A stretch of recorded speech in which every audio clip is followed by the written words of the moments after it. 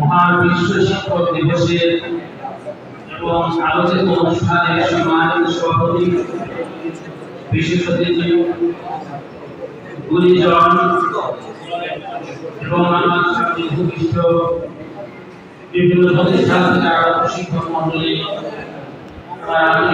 শুভেচ্ছা এবং অভিনন্দন।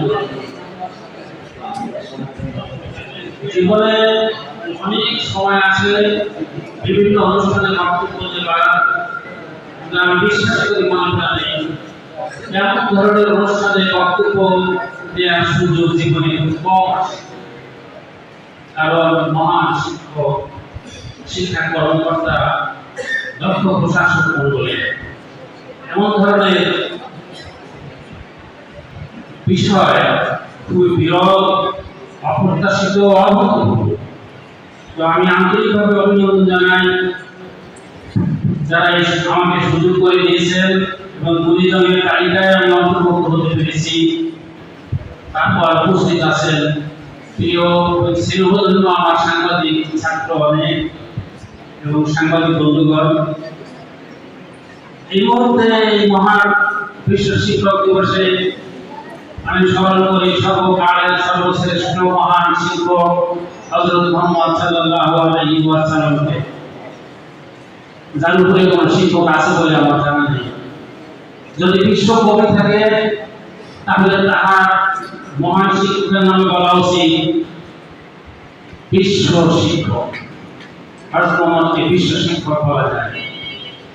বন্ধুগণ, এই মহান শিক্ষক দিবসের আমার বিশ্বাস একটি কথা যদি আমরা স্মরণ করতে পারি, সেটি রবীন্দ্রনাথ ঠাকুরের একটি বক্তব্য হচ্ছে সুশিক্ষক প্রসঙ্গে।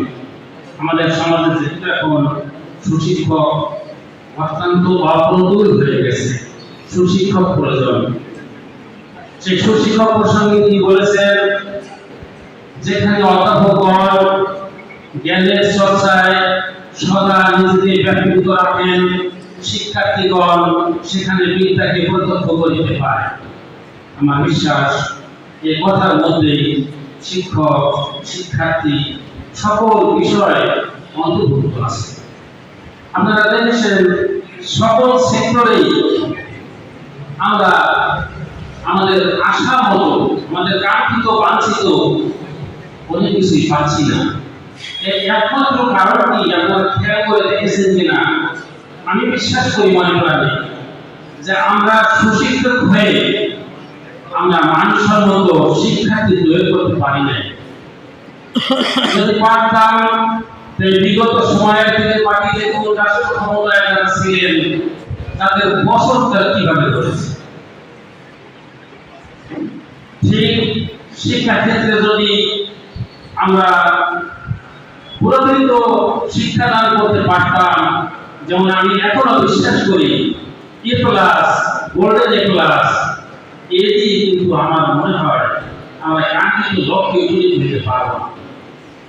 সেই দিন আমরা কাঙ্ক্ষিত লক্ষ্যে উপনীত হতে পারবো যেদিন আমরা এই শিক্ষার্থীদের মধ্যে প্রকৃত শিক্ষার আলো ছড়িয়ে দিয়ে তাদের নৈতিক শিক্ষায় শিক্ষিত করতে পারবো।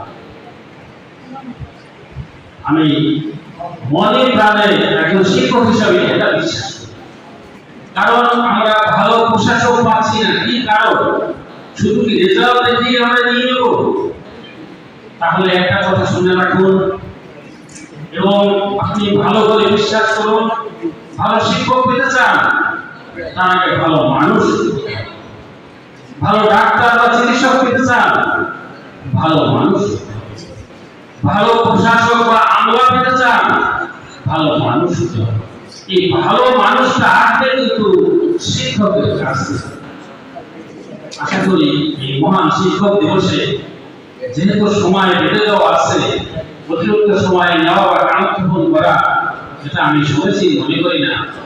আজকের এই মহান দিনে যদি শুধু এই কথাই আমরা শুনে আমরা মনে রাখতে পারি যে আমি একজন সুশিক্ষক হব এবং আমি শিক্ষার্থীকে একজন মানসম্মত নৈতিকতা এবং মূল্যবোধে উজ্জীবিত করে তাকে প্রকৃত শিক্ষায় শিক্ষিত করব, তাহলে আমাদের সকল সামাজিক, জাতীয় এবং অর্থনৈতিক সকল সমস্যার সমাধান হবে বলে আমি বিশ্বাস করি। ধন্যবাদ। ধন্যবাদ স্যারকে।